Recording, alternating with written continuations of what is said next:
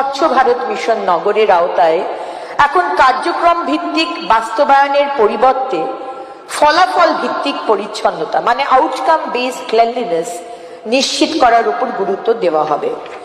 সরকারের লক্ষ্য প্রতিটি বাড়ি থেকে বর্জ্য সংগ্রহ, উৎসস্থলের বর্জ্য পৃথকীকরণ মানে ওয়েস্ট সেগ্রিগেশন বাড়ি থেকেই হবে, না হলে কিন্তু পেনাল্টি দিতে হবে। আমার আগের মাননীয় মন্ত্রী বললেন যে কলকাতার কাজ হয়ে গেছে। না স্যার, কলকাতার কাজ হয়নি, অনেক বাকি আছে। প্রতিদিনের সমস্ত বর্জ্যের বৈজ্ঞানিক প্রক্রিয়াকরণ, উন্মুক্ত স্থানে বর্জ্য ফেলা সম্পূর্ণরূপে বন্ধ করা এবং পুরনো জমে থাকা বর্জ্যের বৈজ্ঞানিক পূর্ণ ব্যবস্থাপনা নিশ্চিত করা। বর্তমানে রাজ্যের সমস্ত আঞ্চলিক পৌর সংস্থায় কঠিন বর্জ্য ব্যবস্থাপনার কার্যক্রম চালু হয়েছে।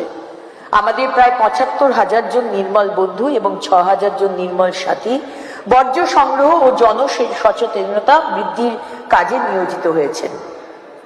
বর্জ্য সংগ্রহ প্রক্রিয়ার আরো ভালো পর্যবেক্ষণের জন্য প্রতিটি পরিবারকে একটি QR কোড সেটির মাধ্যমে চিহ্নিত করা হবে। একইভাবে সব বর্জ্য অপসারণকারী যানবাহন GPS ট্র্যাকারের মাধ্যমে ট্র্যাক করা হবে। এতে আমাদের নির্মল বন্ধু নির্মল সাথীরা আপনার বাড়ি যাচ্ছেন কিনা সেটাও আমরা জানতে পারবো।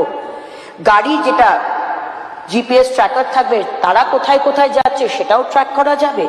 আর আপনার বাড়ি থেকে আপনি ওয়েস্টকে সেগ্রিগেট করে দিলেন কিনা সেটাও আমরা জানতে পারবো। পড়ে থাকা বর্জ্য মানে লেগাসি ওয়েস্ট বর্তমানে শহরগুলির অন্যতম বড় পরিবেশগত সমস্যা।